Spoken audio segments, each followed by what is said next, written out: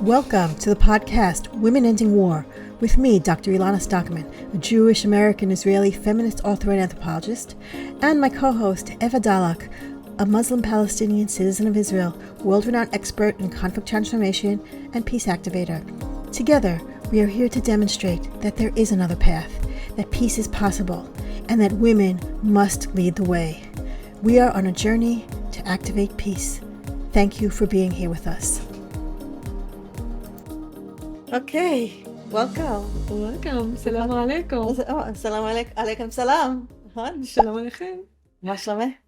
אני בטוב. You're good. Okay. כאן בנווה שלום. We should move to English. Yeah. What language are we? We're in English, yeah, for that. Salam alaikum. Kif halak?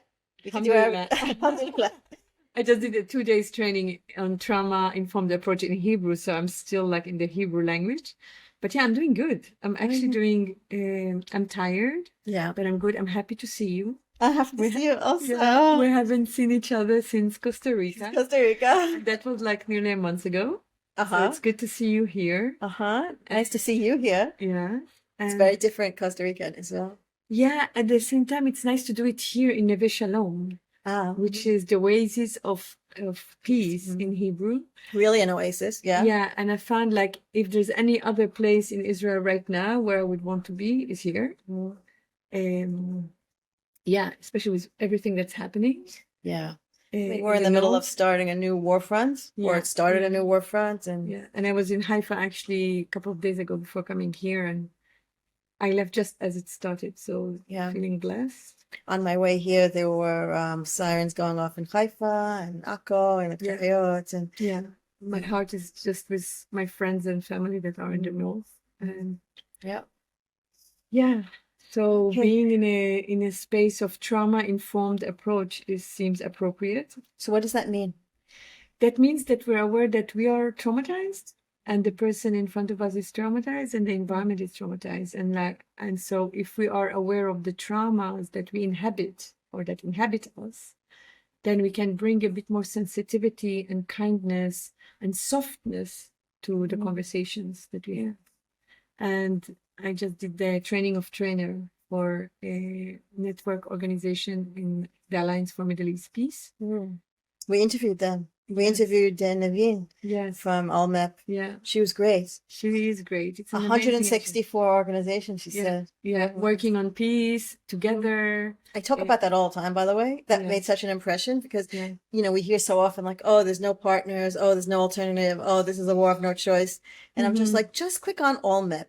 Just to see 164 organizations that are all dedicated to something else. Something else to activating peace. I really like, for me, it's a great model of peace activation. And that's what they invited me to do with their member organization, to do a peace activation. Basically activating the peace inside so that we can work better and more appropriately with the peace that we're doing outside. Amazing. You know? So what does that look like in practice, like trauma-informed approach? So what it looked like is sensitivity and awareness to how I feel in the moment, and awareness that I might bring the past into the present, and a lot of somatic, I'm working on embodiment, so a lot of somatic experiencing, breathing technique, mindfulness, presence, like presence in the present, and again, softness and awareness of the need to take a moment and stop and drop to your heart. I really love this sentence, like stop and drop to your heart. Like right now, whoever is listening, please take a moment, take a deep breath. It is hard. Wow. It is, because when you stop and you drop into your heart, you see your heart is broken. And you don't want to touch that. You feel the pain and you don't want to touch that. You feel the hurt and you don't want to allow that. And so, it's been a beautiful weekend of people opening up. Wow. Really feeling safe and intimate. And so I must say that this was a specific Jewish Israeli group, including settlers. And in 2 days I do the same with a Palestinian group, only Palestinians. And then after that, I do another couple of days with Palestinian citizens of Israel. And I think that was a great choice and decision by Olmec to separate, to do the work separately so that each group can really feel their specific trauma and their specific narrative and be just present to oneself rather than present to the others. Interesting. Sorry, we're sitting here in the Elana, and there are some noises. I hope that it's okay. I'm not sure what that is. That's like some kind of machine. Yeah. Should I go check? All right. Hopefully it'll be okay. So that's interesting what you're saying about the difference between doing the work in groups or in pairs or in dialogue circles and all of that versus letting each group have their own sort of moment, their own experience, their own specific context. This, and also realizing how much even within one homogeneous group, we're not homogeneous, and how radically different we are, and how already just within that group there's already so many triggers. So you don't want to add external trigger in addition to that. So I think it's a wise choice. It's an important choice right now, not because it's not the time to do common work, which I think it is, but also because we need to step back and drop in. Really step back and drop in and understand me as a Palestinian in Israel. I'm triggered, I'm traumatized. How can I bring myself and hold space for me while holding space to you, hearing your narrative that is triggering for me, you know? And I love that. I love that because I think that it's the only way forward is in. The only way forward is in. My friend Jackie used to say that. She used to say the only way around is through. That's what she always said. You have to go through. And yesterday I had a talk with another friend, Israeli Jewish friend, who said, you know what? You triggered me in your podcast because you used the word genocide. And like, how can you do that? How can you speak about that when you're like a peace activator? I'm like, wow, you're activated. That's great. This is my narrative. And I'm not imposing it to you. And she's like, well, how do you transform conflict if you're triggering people that are peace activists? And I'm like, if you're triggered, it's your responsibility to deal with it. My responsibility is not to trigger you.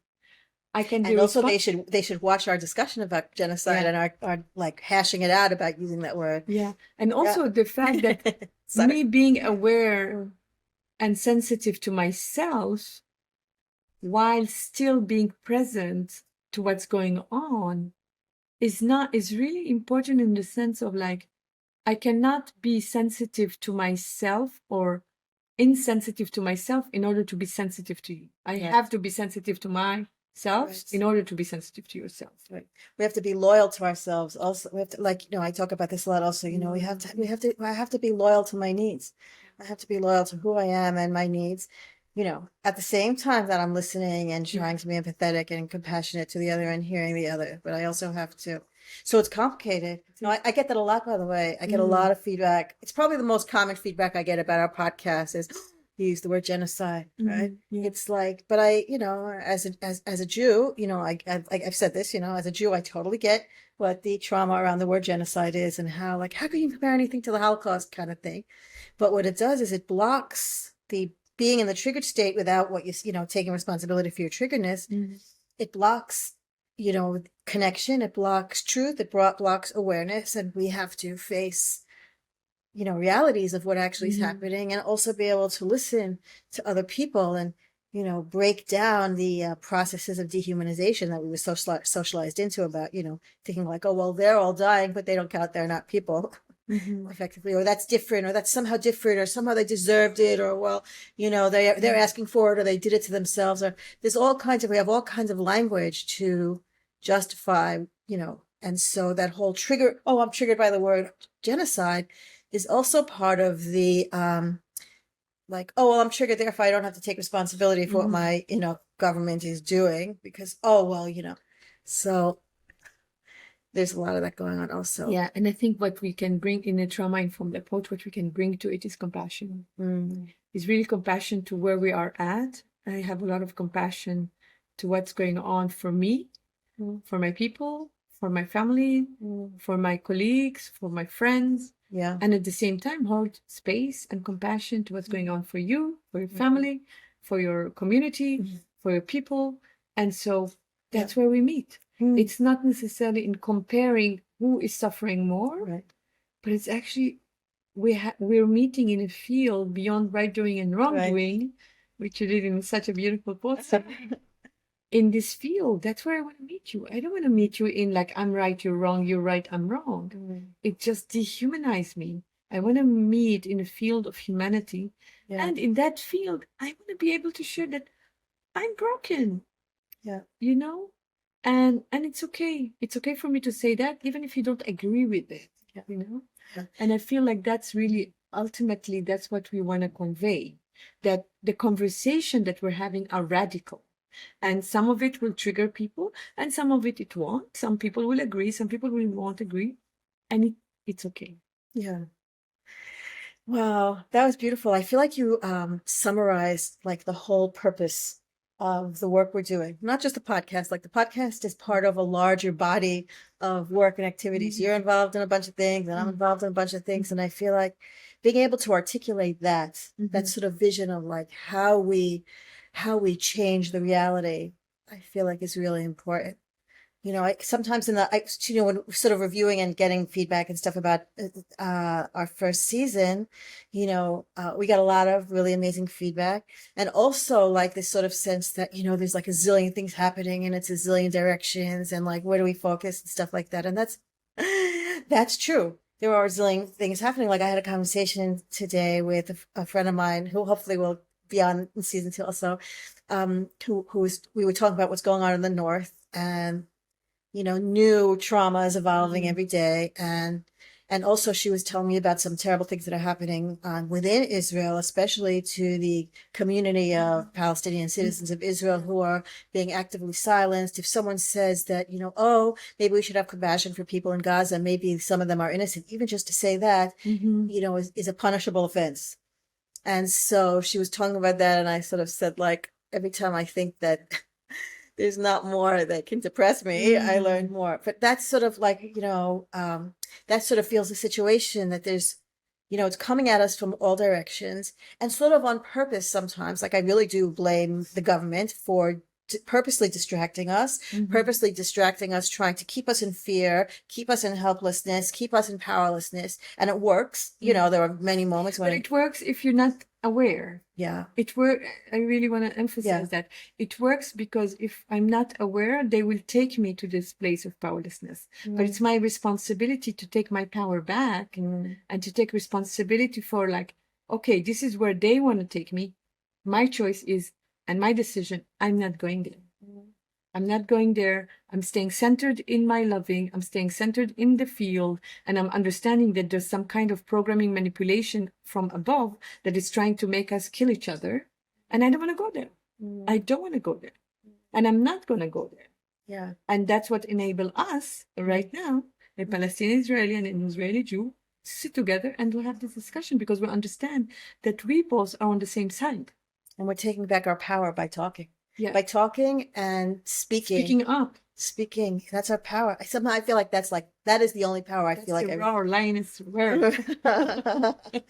I just, because it's hard. There is, I do struggle with, I've said this before also, I struggle with the powerlessness. I do struggle with, even though I really embrace what you say, and it's beautiful, and I agree with you, but it's not always easy. It's not easy, and it's not constant. This is really important. It's not it's not that I'm feeling powerful all the time. And most of the time I don't. But I feel my power is, how can I come back to my heart?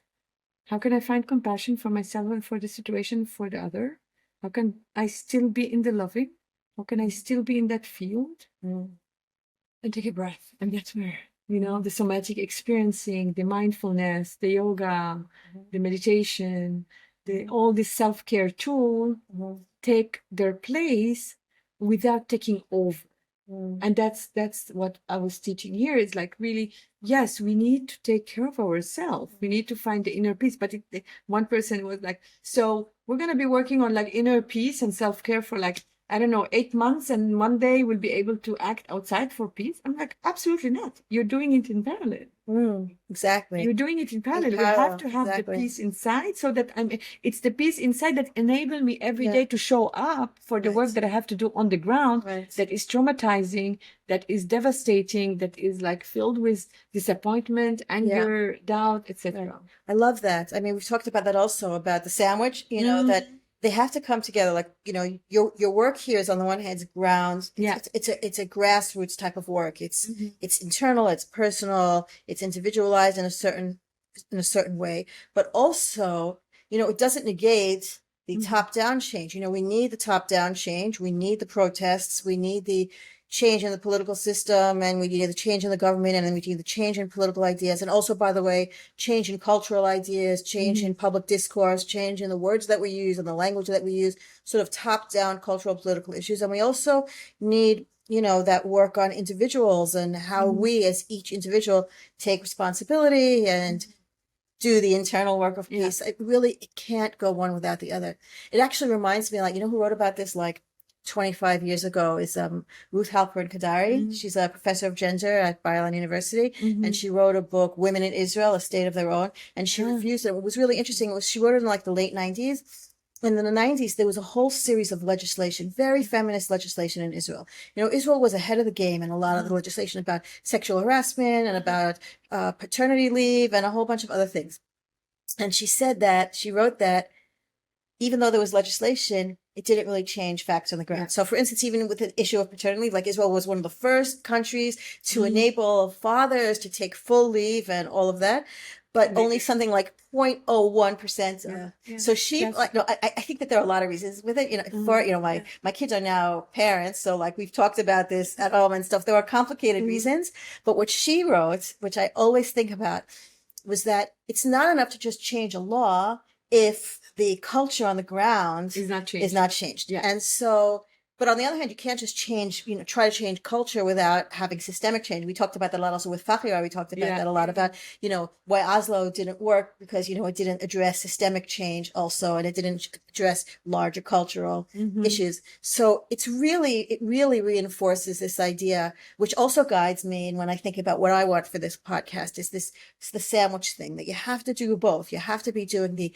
personal work, the personal and communal and, you know, societal work on interactions every day, interactions at the same time that we're working for political change, systemic change, governmental change, all of that. Like it's together for me. Yeah, and for me, it's really, if we want to change a culture, we need to go to that culture and see what it fits. I remember the example that I have is that when I first went to do gender training in Congo 23 years ago, something like that.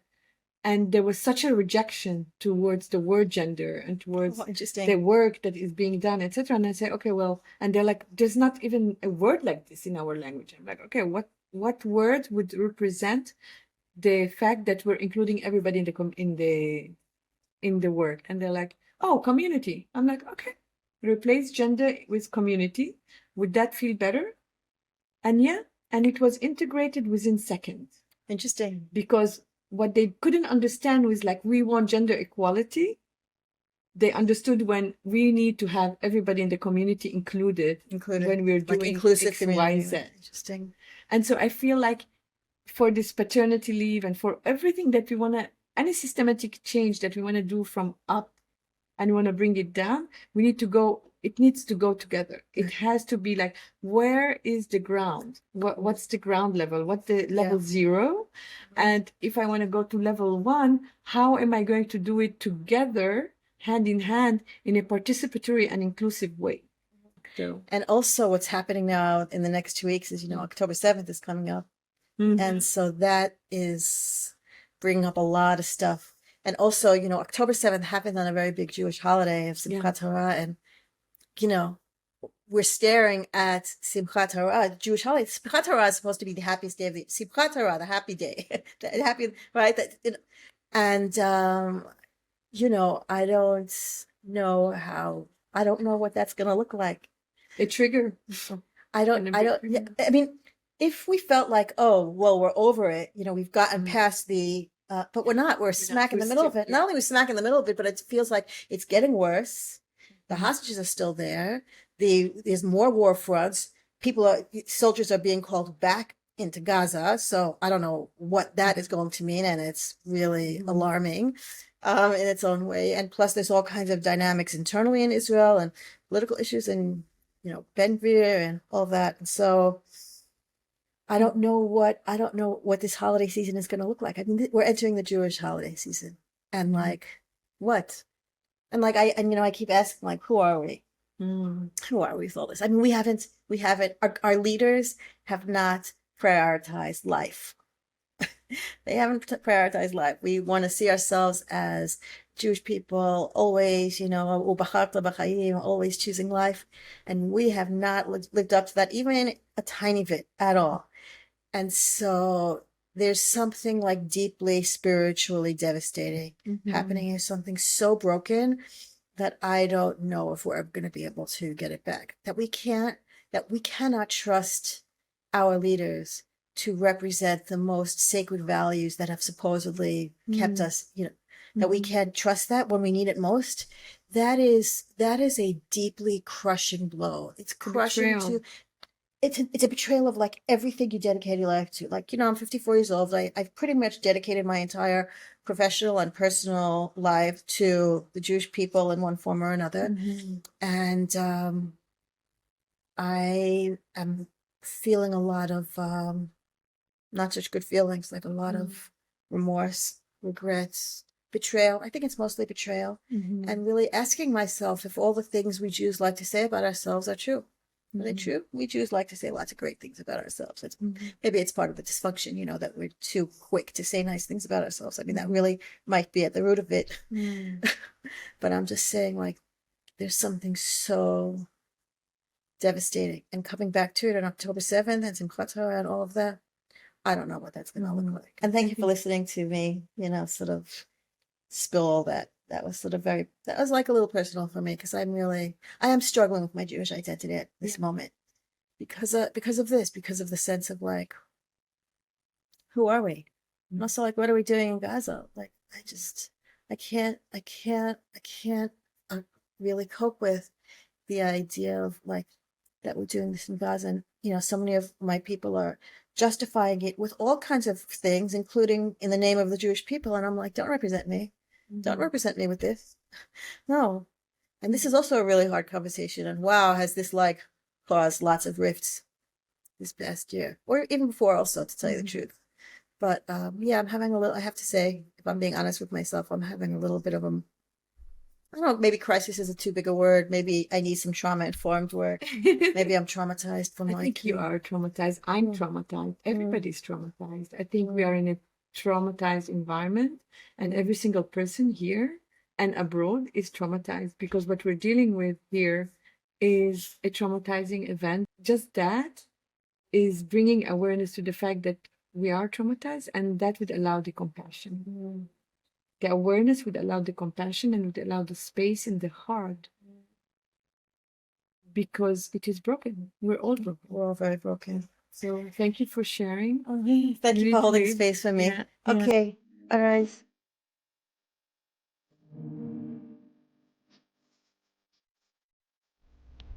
You've been listening to the podcast Women Ending War. I'm Dr. Elana Sztokman, and my co-host is Eva Dalak. If you like this, please subscribe, share, like, and comment. Links to our channels on YouTube, Spotify, and Apple are below. Follow us on Facebook, Instagram, and Substack. And please consider supporting us financially. We need your help. Link to our GoFundMe page is below. In peace, salam, and shalom.